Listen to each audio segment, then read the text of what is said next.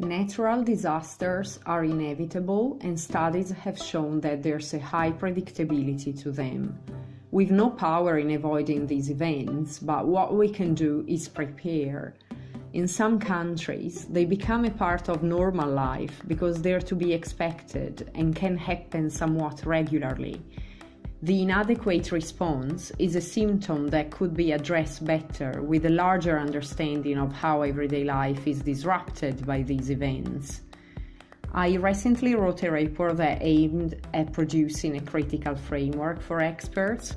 I think that the major change in all of these is getting rid of these politics that establish a hierarchy between local and international actors.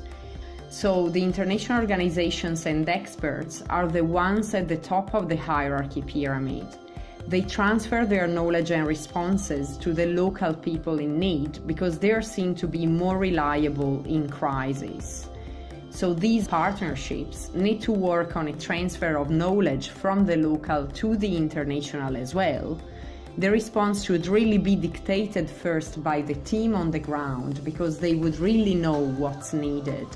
Unfortunately, this is quite rare for this to happen.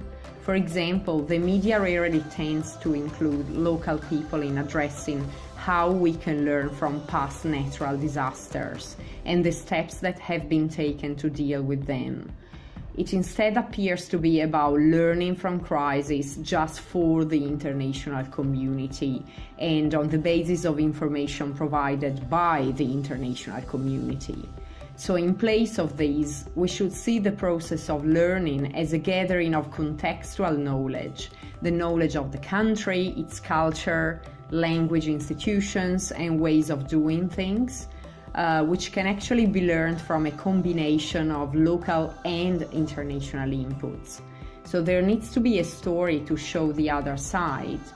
But local knowledge is unlikely to populate the media because most of the time the stories about the locals are about corruption, incapacity, unreliability of the local infrastructure and the local government.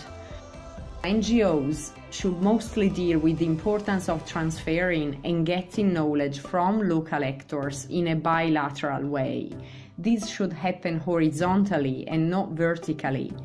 So horizontal means implementing an exchange of ideas and learning from each other. I also suggest hiring people who are very familiar with the local language and culture and that know the local capacities for peace and how to tackle crises contextually.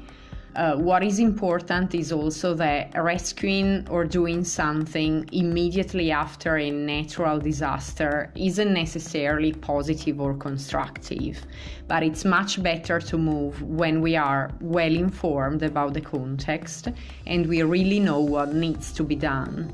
So this way we can create a more targeted response that is tailored to the capabilities of the team first and also to the number of people that they can help.